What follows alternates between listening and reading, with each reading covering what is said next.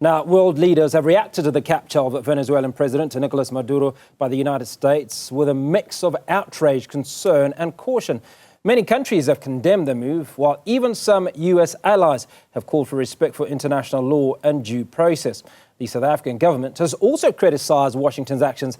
But how have other African countries responded? To unpack this, I'm now joined by researcher at the Thabo Mbeki School of Public and International Affairs advocate Sipho Mantula. Advocate, always good to speak to you. Now, you've been listening in on that conversation with the ambassador. What's your immediate reaction? Hugo, afternoon and Jumbo Africa to your viewers. Hugo, we are on a rough ride for 2026 if one looks at the geopolitics of what has happened. And listening to the ambassador, I think he was correct by saying that the only solution to this crisis is to engage with the international community under the guise of the United Nations Security Council. But when you look at the African position, Hugo, you will understand the AU. I mean, it is also concerned. The Caribbean organization, they are also concerned about this attack towards Venezuela. So if one reads, again, it is the violation of international law, Hugo, in the sense that the US can claim that they were dealing with what they have termed the narco terrorism.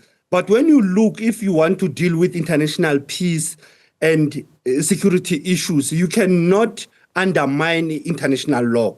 And that's where you'll find that both Article 1 and Article 2 of the Charter of the United Nations, which is almost 80 years, it is also a fallacy of saying that is the UN actually going to respond and assist the government of Venezuela in terms of the repatriation of their sitting president. There might be other issues, but what is key, it is to look at what I will call the hegemony and the imperialism that is being waged by the superpowers by undermining international law. Here it is basically, Hugo, the disregard of international law, the undermining of also the message that came from the UN beginning of this year, saying that we need to choose on planet and on peace rather than war. So we can see that Americans are now waging war in the beginning of 2026.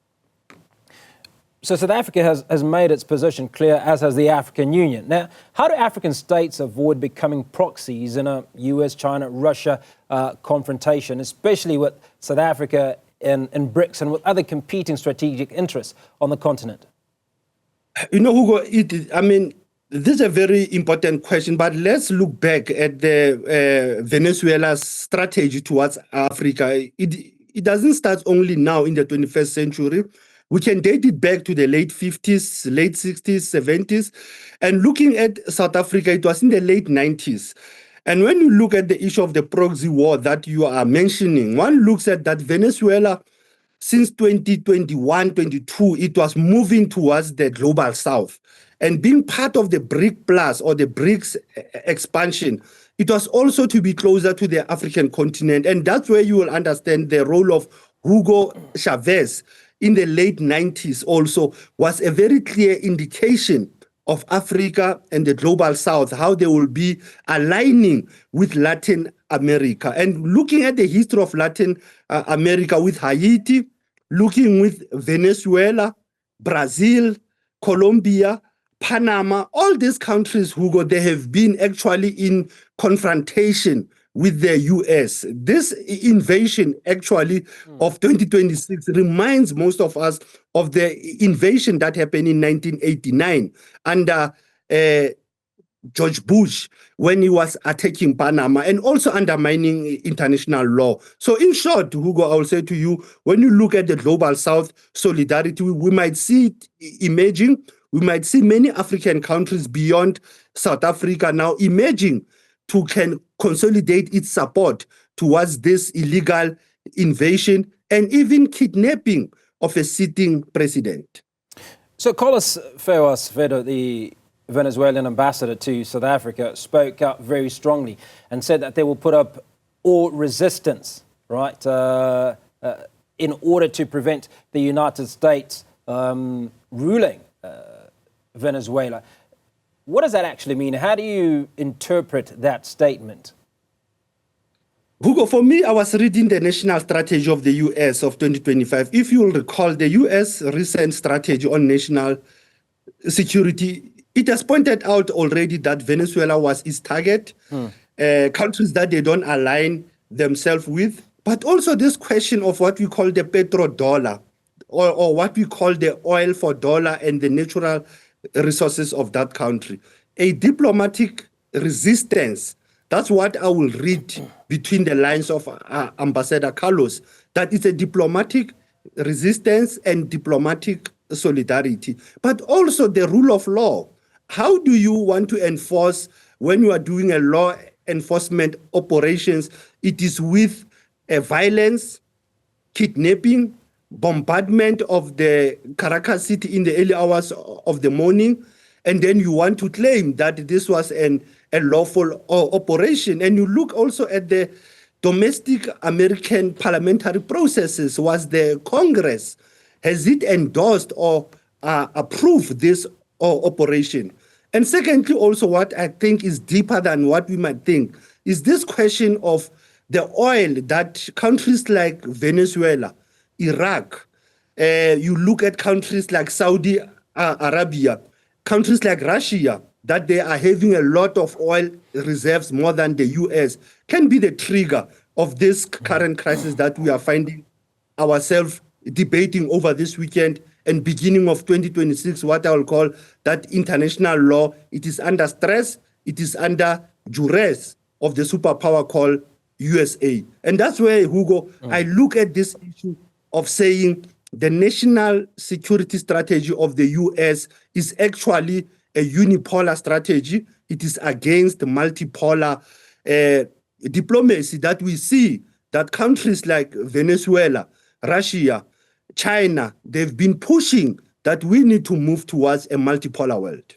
Sipho, very quickly as we wrap up the conversation, excuse me, we know that 150 plus aircraft was used in this attack on Venezuela. Now, on Monday, the UN Security Council is sitting. What do you expect from that engagement? For me, Hugo, I will expect Somalia as the rotating chairperson of the UN Security Council to be clear in terms of this military industrial complex that we are seeing in 2026 by the US, that it should be condemned.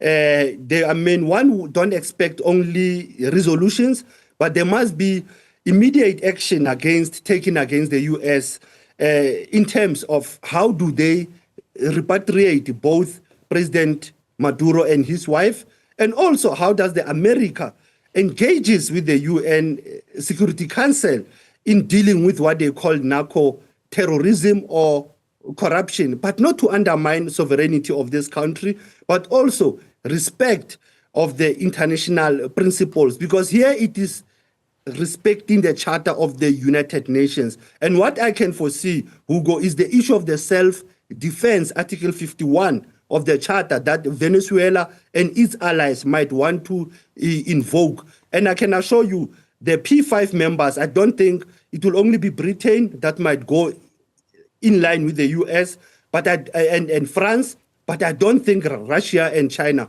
will be on the side of the US and France as well as Britain. And that's where one is reading that the UN General Assembly, come 2026, they must tackle these issues of the national security of the US threatening the global peace, because what we are seeing is the threat against the ordinary people of Venezuela and of Latin America. Hence, I said to you, let's hope even the African bloc in the UN Security Council will be able to bring a consolidated common position in terms of condemning this invasion as well as the kidnapping of the sitting president of Venezuela. Well, there is hope that Africa will condemn what's transpired in the last few hours as President Nicolas Maduro and his wife were taken by the United States. A big thank you to researcher at the Thabo Mbeki School of Public International Affairs, Advocate Sipho Mantula.